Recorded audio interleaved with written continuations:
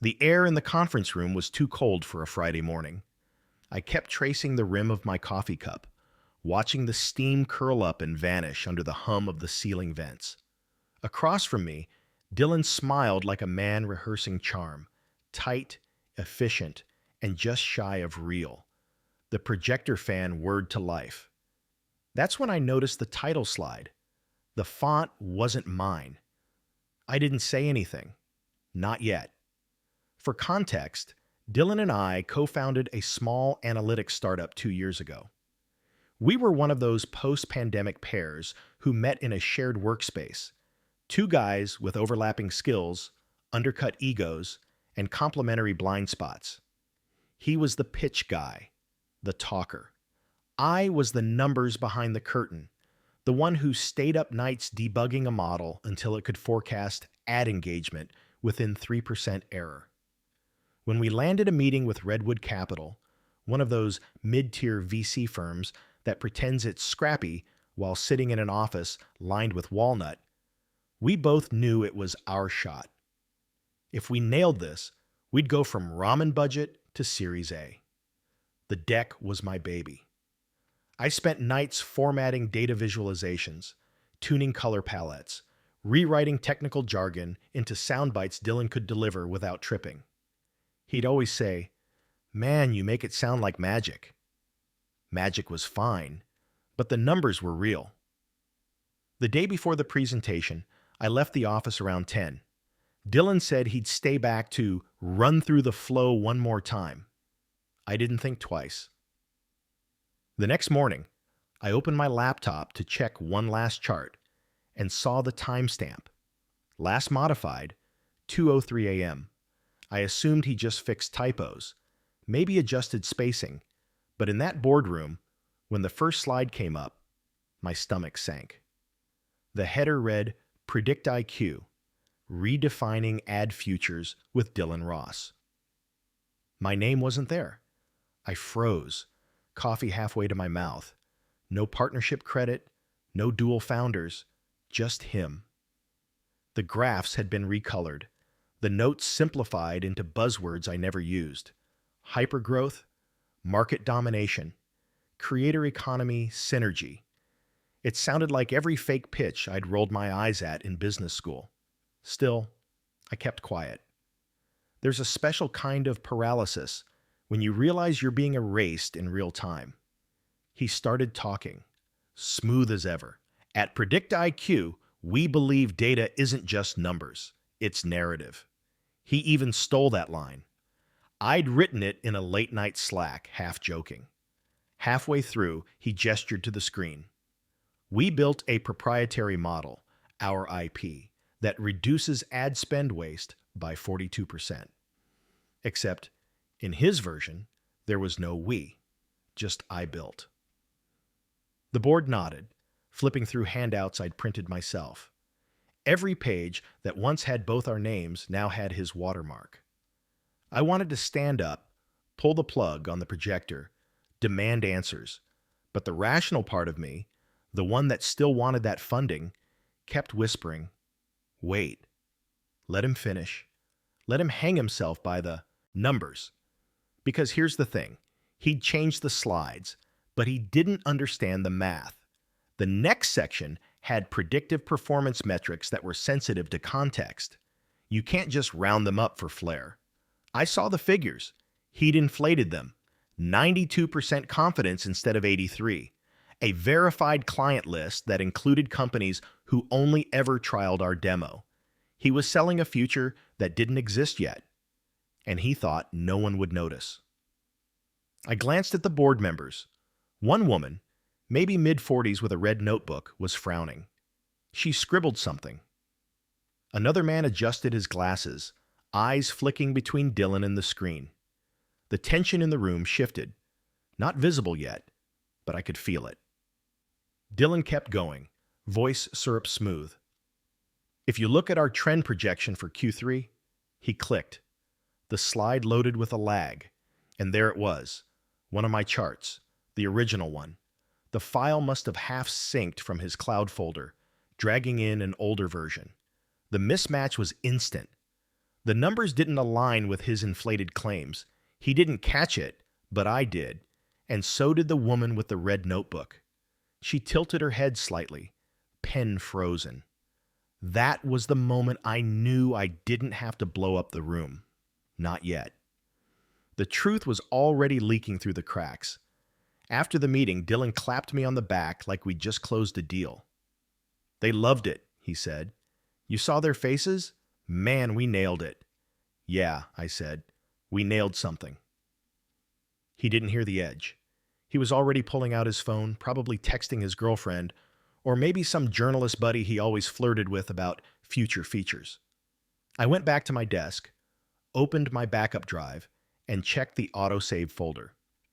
Every original version of the deck was there. Timestamps, revision history, even metadata from the first build. It's funny how we treat backup files like clutter until we need them to prove we exist. I spent that weekend reconstructing the timeline, screenshotting every Slack message where he'd approved my data sets, every email thread where I'd explained model parameters. I wasn't even angry yet, just numb. That clean, surgical kind of numbness that comes when betrayal feels too deliberate to be a mistake. By Monday, Redwood Capital requested a follow-up meeting. "We'd love to see a deeper dive into your methodology," they wrote. Dylan grinned when he read it. "They're hooked. Just got to make it sound airtight." I said nothing. That night, I stayed late again. The office was quiet except for the hum of the fridge and the occasional elevator ding. I opened the shared folder. His final deck was still there. I created a new folder, labeled simply Original. Then, I built my own version. Same design, but every stat corrected, every claim backed by data, every credit line restored. At the end, I added one slide. Plain white background, black text. Transparency isn't optional in data. It's the data. Then I exported it to a drive, just in case. The next morning, Dylan strolled in wearing a navy blazer he'd borrowed from our investor friend. "Got the slides ready?" He asked. "I do," I said. He didn't notice the difference in tone. He rarely did. The second presentation was a smaller follow-up, just 3 board members in a side room, projector light bouncing off glass walls. The same red notebook woman was there. Dylan opened his laptop, plugged in, started with his usual rhythm. But the file he'd loaded wasn't his. I'd swapped them. When the opening slide flashed, he blinked. My name was back. My data was clean. The inflated claims were gone. For a beat, he tried to recover, laughing lightly. "Oh, looks like an older version." But the woman with the red notebook interrupted. "Actually, I prefer this one." He hesitated, smile faltering. I leaned forward. "We made some overnight adjustments," I said. "Thought it was better to show the verified numbers." He shot me a glance, sharp, confused, furious, but he couldn't call me out without exposing himself. So he kept going, voice thinner now. Every line he'd rehearsed didn't fit the slide sequence anymore. He stumbled, missed beats. One of the board members frowned. Halfway through, the woman asked, "So Dylan, your previous presentation mentioned 92% confidence intervals. This one says 83. Which is correct?" He froze. Well, there's a margin of..." I stepped in. 83 is correct," I said calmly. "The earlier number was a projection. This reflects the validated range from the latest data." She nodded slowly, eyes still on him. By the end, they thanked us for our clarity and said they'd be in touch. Dylan packed up in silence. Outside, he rounded on me. "What the hell was that?"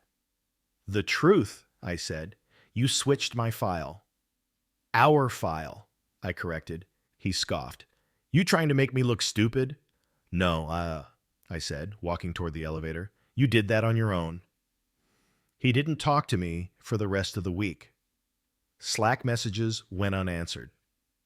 He started scheduling solo investor calls, But the rumors spread fast. One of the board members must have compared notes with someone else, because soon I got an email, not from Dylan, but from Redwood's compliance officer. Can you confirm authorship of the predictive model presented last Friday? I stared at the screen for a long time before replying. Yes. Attached are the original files and metadata timestamps. Within a day, Dylan called, voice tight. What did you do? Answered honestly, I said. They're asking questions about IP ownership. Maybe because you claimed it as yours. Jesus, man, he muttered. You're tanking us. No, I said. You already did that when you changed the slides. He hung up. That night, I sat in the dark office, scrolling through our shared history. Photos from our first prototype test, late-night pizza boxes, blurry selfies with whiteboard sketches. It's wild how partnership looks like friendship until someone edits your name out of a file. By the end of the week, Redwood postponed our funding decision. Dylan tried to spin it. They just need more time. But I could see the panic in his eyes. Investors don't delay. They lose interest. I started getting calls from people we'd met at other networking events. Subtle, cautious. Hey, just checking in. Everything good with Predict IQ? That's when I realized this wasn't just about one deck. It was about reputation. The kind you can't rebuild once people sense dishonesty. And in tech, dishonesty spreads faster than code. The next Monday, Dylan came in late, unshaven, eyes red. He dropped a coffee on my desk without a word. Apology? I asked. Peace offering, he said. Look, we both screwed up. I raised an eyebrow. Did we? He sighed. I shouldn't have taken credit, okay? But you ambushed me in front of them. You made me look like an idiot. You edited me out of my own work. He leaned back. It's not personal. It's business. That's the problem, I said quietly. You don't see the line anymore. We sat there, silence stretching between the hum of computers. He rubbed his face. They're gonna pull out, you know. Redwood. I talked to Lisa, the notebook lady. She said compliance wants clean IP ownership or they're done. Then it should be clean, I said. We both know who built the model. He looked at me, something hard flickering behind his eyes. You'd really throw me under just to be right? I'd rather be honest than complicit. He shook his head. You're gonna regret this. Maybe, but regret was a luxury for people who still trusted. That week, I got another email, this time from a different VC firm. Smaller, more technical. They'd heard about the integrity issue with Predict IQ, but wanted to talk directly with me. That's when the idea started forming. Not revenge, not yet, just clarity. Because if Dylan wanted to play games with perception, I'd show the board what reality looked like. Unfiltered, unpolished, but true. I began rebuilding the original presentation, not as a pitch, but as a record. Version histories, Slack approvals, Git commits, even the server logs showing my access timestamps versus his, a forensic trail that told its own story. By Thursday, I had something better than a deck. I had proof. The board wanted one last review before finalizing funding. Dylan didn't know they'd CC'd me on the invite. He probably thought he could smooth it over. He was wrong. And this time, I wasn't staying silent. It was Thursday morning when the calendar invite popped up. Redwood Capital. Final review. 10 o'clock a.m. sharp. Subject line, transparency review, mandatory attendance. That one word, transparency, said everything. I was already in the office when Dylan showed up. He wore the same navy blazer, but the swagger was gone. His hair looked damp, like he'd showered too late, and his laptop bag slumped off his shoulder. He avoided eye contact, heading straight for the coffee machine. Big day, I said, without looking up from my screen. He made a sound halfway between a scoff and a sigh. Don't start. I wasn't, I said. Just agreeing. He poured the coffee too fast, spilling some on his sleeve. The smell of burnt espresso filled the air. I watched him dab it with a napkin. Small, frantic motions that didn't fit the image he tried so hard to maintain. He looked at me, eyes rimmed red. You really gonna do this? Throw away 2 years of work over, what, your name on a slide? I turned my chair toward him. It's not about a name, Dylan. It's about truth. If we're building a company around data integrity, maybe we should start by having some. He laughed, short and bitter. You sound like a PR memo. Then maybe you should have written one. He started to say something, stopped, and just walked to his desk. I watched him pull up a spreadsheet, but his hands were shaking.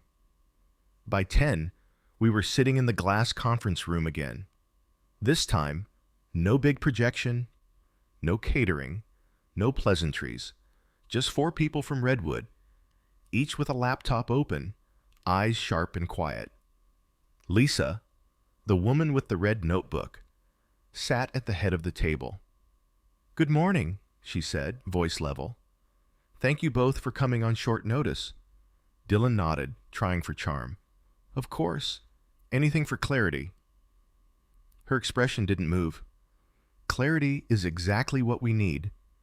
She turned her laptop slightly so we could both see the screen. My stomach tightened. The deck was up, my version. Every slide restored to its original format. She clicked through slowly, methodically. Gentlemen, she said, we've reviewed both versions of your presentation. There are significant discrepancies in data, authorship, and attribution. We'd like to understand how that happened. Dylan opened his mouth first. That was a simple miscommunication. We both work late nights. Sometimes sync issues happen. Sync issues don't explain inflated numbers, Lisa cut in, or erased credits. He hesitated. Look, I may have streamlined some of the presentation language for investors. It wasn't about deception, just marketing polish. She nodded slowly. Understood. And the claim that you alone built the predictive model? He shot a glance at me, then said, that was an oversight. We share development. Her pen hovered over her notes. Then you both agree. The intellectual property belongs jointly. Dylan's jaw flexed. Yes. Lisa looked at me. Mr. Patel? I nodded. Yes, though I'd add that I handled all technical design and implementation. Dylan's contributions were primarily presentation and outreach. Dylan's nostrils flared. So now you're the hero, and I'm just the mascot? No, I said quietly. Just accurate. The silence that followed was heavy enough to hum. Lisa glanced at the other board members, then folded her hands. We appreciate your honesty. We'll be deferring funding until our audit concludes. Please make yourselves available for further review. That was it. No arguments, no appeals, just procedural calm, which somehow felt worse than anger. We walked out without speaking. In the elevator, Dylan finally snapped. You think this makes you look good? You think they'll respect you for selling me out? I didn't sell you out, I said. You built that narrative yourself. He leaned closer, voice low. You're naive, man. You think they care about your code? They care about whoever can sell it. And I was that guy. I made people listen. By lying. He gritted his teeth. By surviving. The elevator doors opened. He stepped out first, shoulders tight, head down. For the next week, the office turned into purgatory. We barely spoke. Clients paused their demos. Invoices hung in limbo, and our shared Slack went silent except for system notifications.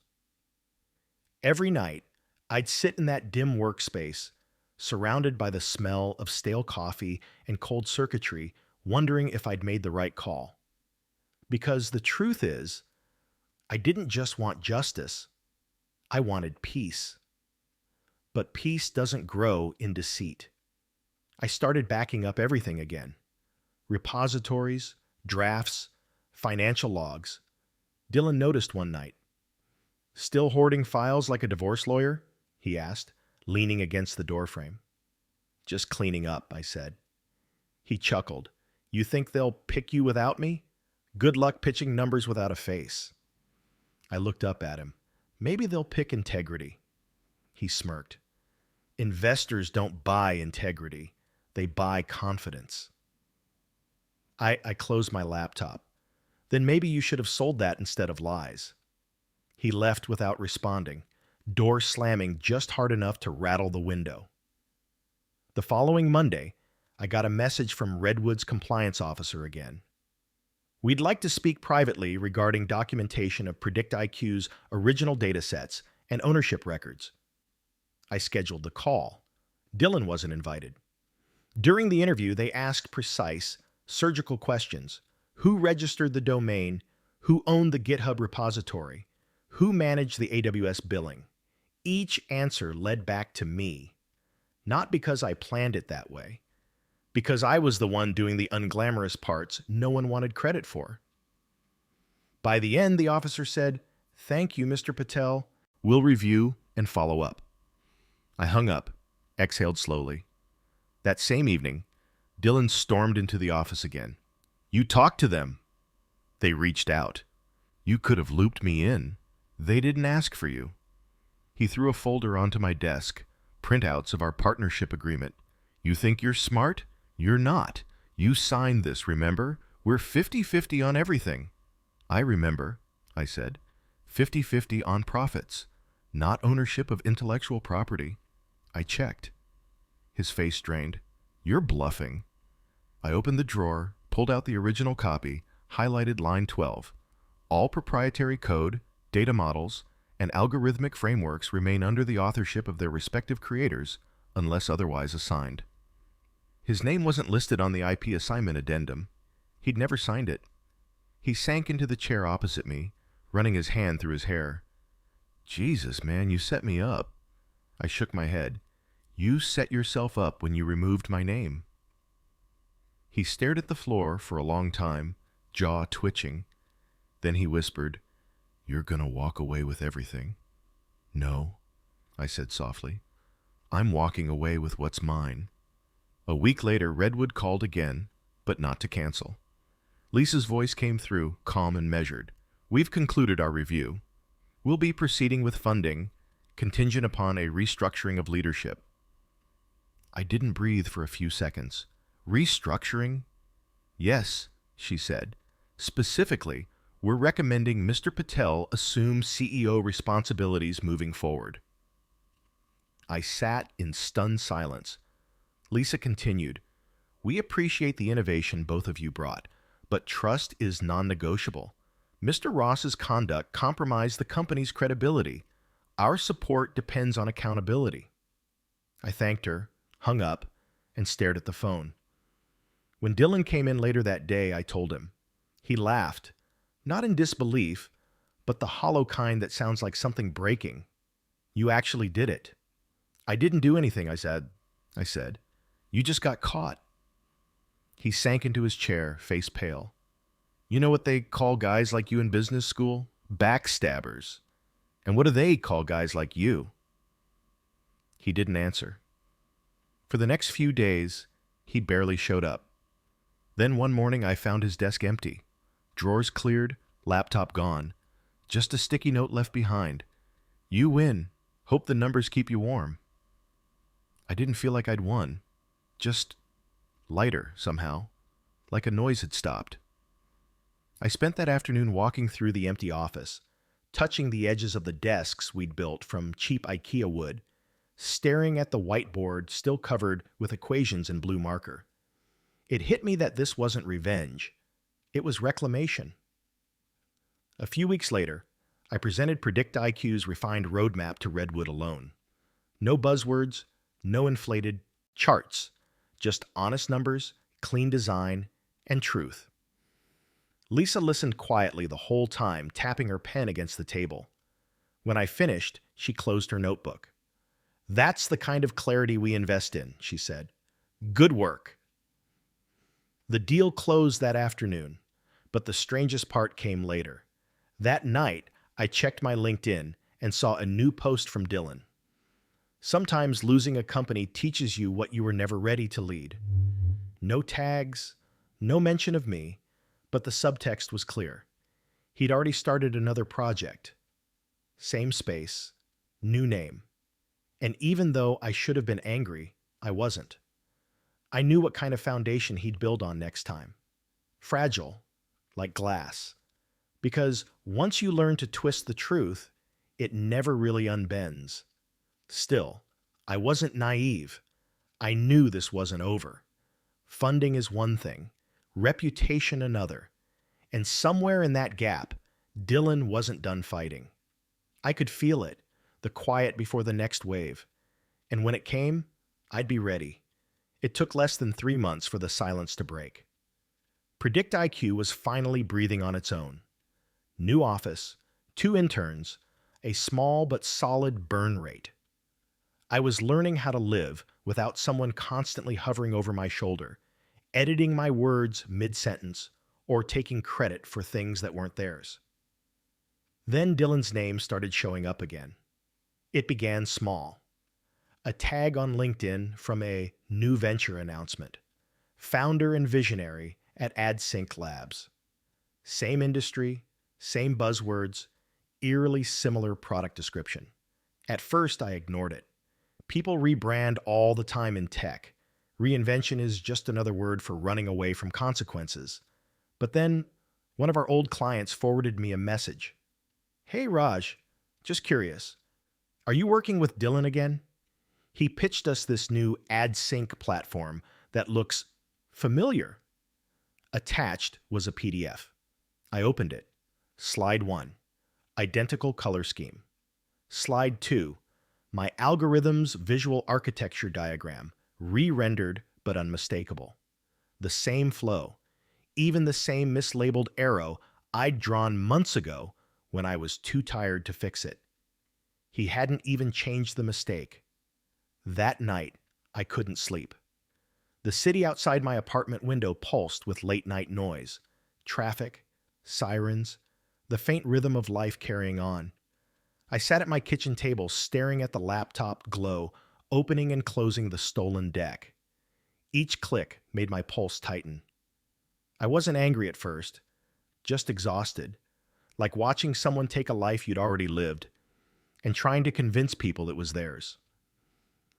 By morning, I'd printed 3 pages from the file and stapled them together. Evidence. I didn't know what I'd do with it yet, but holding it in my hand felt like gripping back something that was mine. At 9, my phone buzzed. It was Lisa from Redwood. "Raj, we need to talk," she said. By noon, I was sitting across from her again in the glass office that had become a second home. She had the PDF open on her screen. "We received this from one of our portfolio companies," she said. "They were approached by AdSync Labs. Their materials mirror yours almost exactly." "Yeah," I said. "He didn't even bother changing the architecture." She looked at me, calm but sharp. "Do you want to pursue this legally?" I hesitated. The words felt heavy. Legal meant public. Public meant messy. I'd spent months rebuilding credibility. Another scandal could turn every whisper into a headline. "I just want it to stop," I said. She nodded. "Then we'll send a cease and desist first. Quietly. Let's give him a chance to walk away before we escalate." A week passed. Dylan didn't walk away. Instead, he posted a blog article, "Why Predictive Analytics Needs a New Direction," where he claimed that some founders get too attached to their numbers to see the future. The article didn't name me directly, but everyone in the industry knew who he meant. Comments rolled in, investors speculating, ex-colleagues sharing half-truths. By Friday, my inbox was full of polite concern. "Hope you're not too stressed about the AdSync situation. You should clear the air before people assume stuff. Maybe write your own article." But the truth was, I didn't want to defend myself online. I wanted to finish what I'd started, building something that worked, something honest. That weekend, though, the situation turned.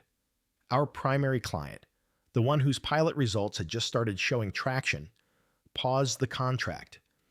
We just want to ensure there aren't any IP disputes before scaling further. That's how fast reputation bleeds in the startup world. One blog post, and your credibility becomes under review. Monday morning, I found Dylan waiting outside my building. He was leaning against a rental car, wearing sunglasses despite the overcast sky. When I walked up, he pushed off the hood and grinned. "Nice office, man. Must feel good, huh?" I didn't slow down. "What do you want, Dylan?" "Relax. I'm not here to fight. I'm here to negotiate." "Negotiate what?" He followed me toward the elevator. "We both know I made mistakes, but the model works because of us, not just you. Let's just be grown-ups and merge our projects. AdSync can license PredictIQ's engine. Win-win." I stopped walking. "You plagiarized my design." He shrugged. "Iterated." "That's not iteration, that's theft." "Call it what you want," he said, smile flattening. "But if you try to take me down legally, I'll make sure the industry sees you as the petty ex-partner who couldn't share." I met his eyes. "Go ahead. The data will speak louder than your mouth ever could." He laughed softly. "You always think the truth is enough. It's not." When the elevator doors opened, I stepped in. He didn't follow. "You're going to wish you'd taken the deal," he said as they closed. By Wednesday, we received his formal response to the cease and desist. His lawyer claimed that AdSync Labs utilizes an independently developed algorithm distinct from PredictIQ's proprietary model. Attached were proof-of-concept screenshots, but they were crude recreations of my charts with modified colors and renamed variables. Lisa's tone on the phone was clipped. "We'll have to escalate. Our legal team will handle it." For the first time in weeks, I felt something other than exhaustion. It wasn't revenge, it was purpose. I spent the next 3 nights compiling documentation. Git commit histories, early prototypes, metadata logs showing code evolution over time. I included everything: timestamps, annotations, deleted branches, even chat logs where Dylan had asked me how certain equations worked. When we sent the file to Redwood's counsel, they said it was the cleanest chain of authorship they'd ever seen, but Dylan wasn't done.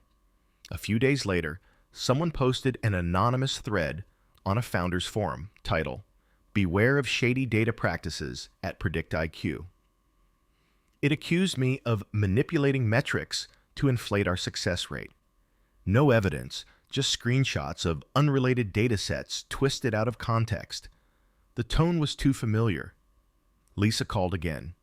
"We'll handle the smear, but you need to stay quiet publicly. Don't engage." That was the hardest part, staying silent while people speculated about your ethics. But I understood. The more noise you make, the more it looks like guilt. So I stayed quiet, worked longer hours, ate dinner alone, and every night I kept one window open on my second monitor, AdSync's website, watching, waiting. Then, out of nowhere, a small miracle. A junior developer from AdSync messaged me. "Hey, sorry to bother you. I used to follow PredictIQ's open source updates. I just started working at AdSync and I think they copied your code.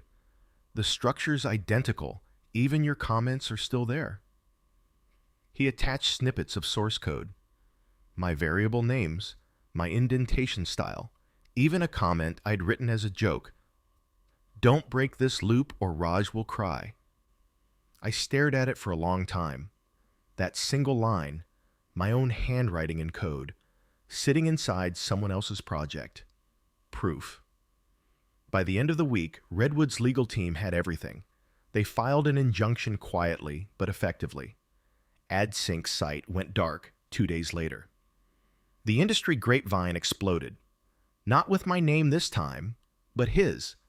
Words like plagiarism, misrepresentation, and code theft flooded the feeds. Investors pulled out.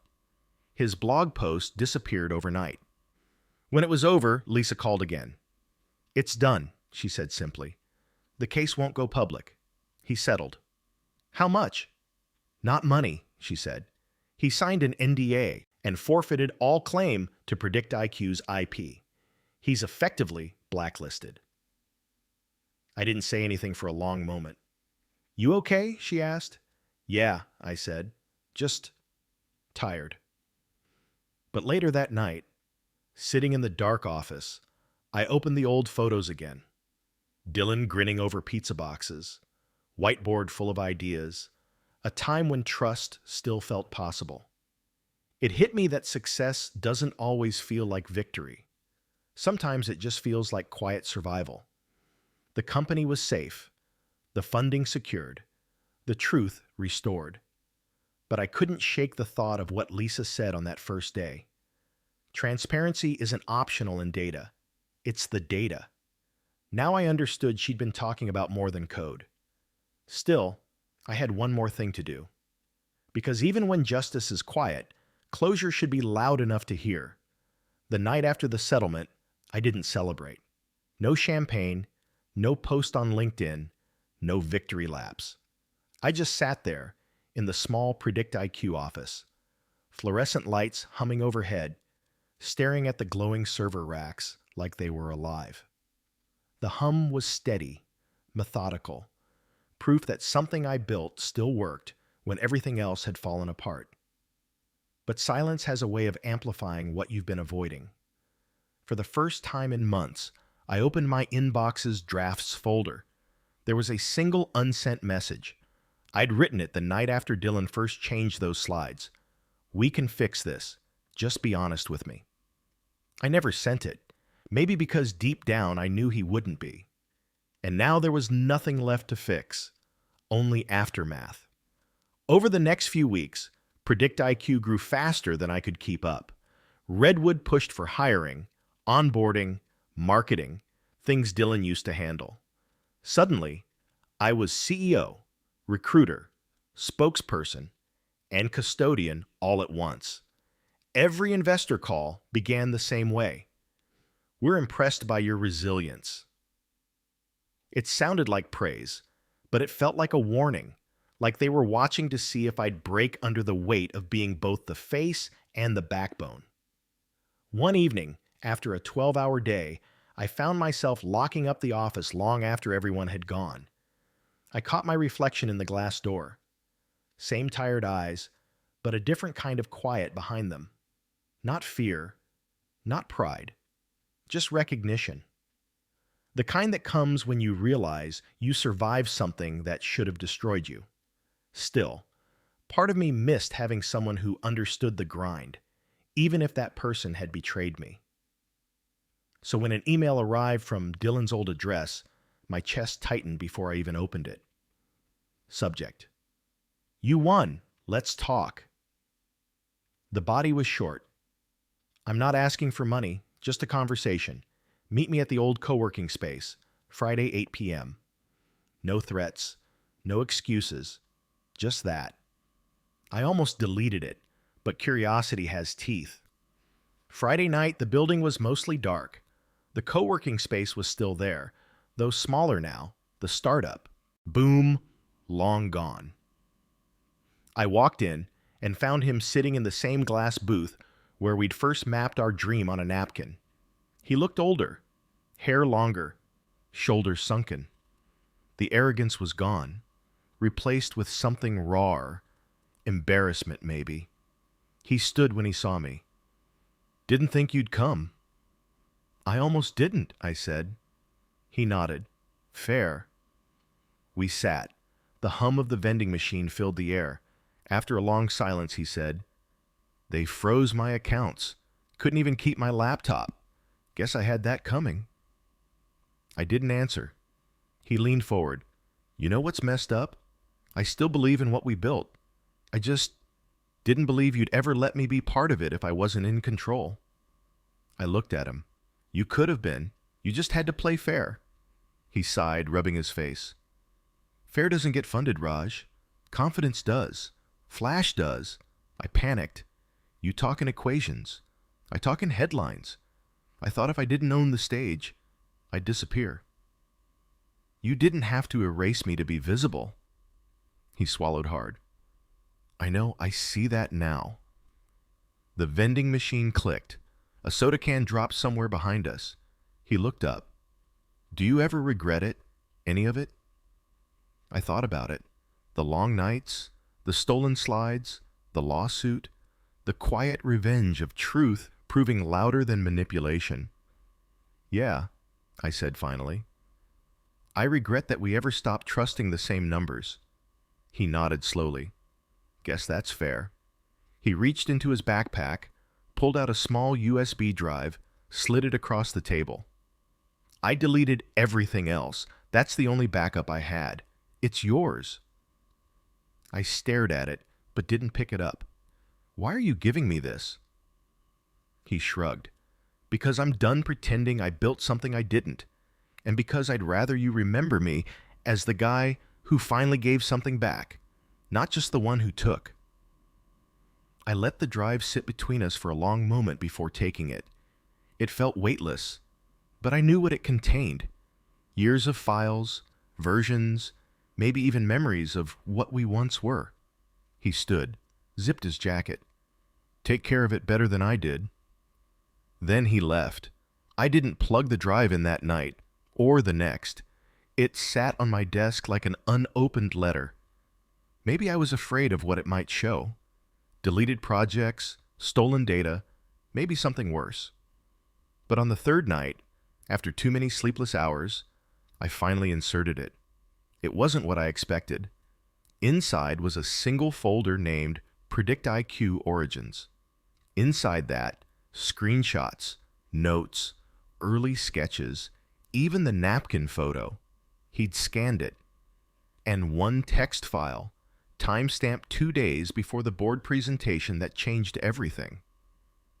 If I screw this up, it's because I don't know how to be the guy you already are. No audience, no apology, just that line. I sat there a long time, screen glowing, realizing that for all his ego and ambition, Dylan was just scared. Scared of being seen as replaceable. Scared of being second. Scared of not mattering. And maybe, in a smaller way, so was I. The next morning, I walked into the office early. The sun was spilling through the glass, catching dust in the air.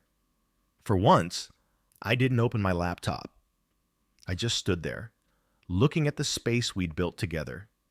Desks, monitors, whiteboards, fragments of a story that almost didn't survive its own creators.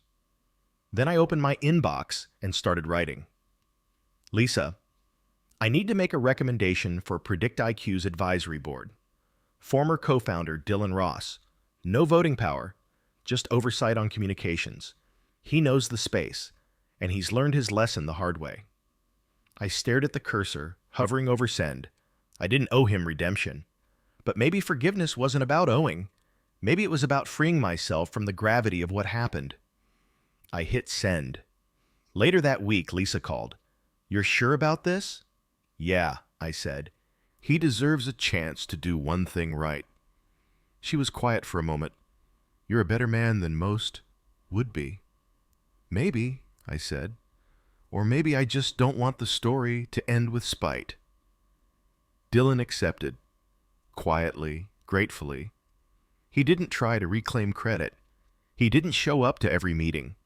Sometimes weeks went by without a word, but when he did speak, he sounded different, measured, careful. One afternoon, after a long strategy call, he sent a message that simply read, "Thanks for letting me be part of this without needing to be at the center." And that's when I realized something strange. Revenge had never been the real ending. Truth was, the kind of truth that doesn't humiliate or destroy, but clarifies. That weekend, I went back to the co-working space alone. The old glass booth was still there, empty now. I wiped the dust from the table, took out my phone, and opened the first photo we ever took as co-founders. I smiled. Not because it was perfect, but because it was finally over. It's strange how endings don't really announce themselves. There's no music swelling, no cinematic fade out, just small moments that feel ordinary until you realize they're the last pieces of something that's quietly resolved. For me, it was a Tuesday.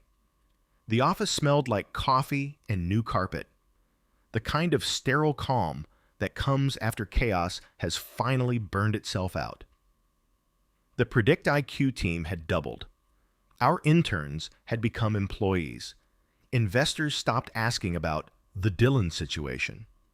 Even the press, once hungry for tech gossip, had moved on to fresher scandals.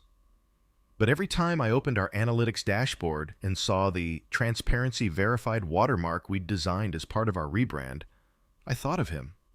Because that phrase, the one I'd added to the final slide months ago, transparency isn't optional in data, it's the data, had started as my quiet protest. Now it was our company's mission statement. Funny how the truth outlasts the noise. I didn't see Dylan much after he joined the advisory board. He called in for quarterly meetings, usually from some low-lit room I couldn't quite identify. Maybe a library, maybe a rented apartment. His voice was steadier now, though still tinged with that old sales rhythm. The difference was that he didn't use it to manipulate anymore. At first, the team didn't know how to treat him. Half curiosity, half caution. But Dylan didn't try to win anyone over. He stayed in his lane.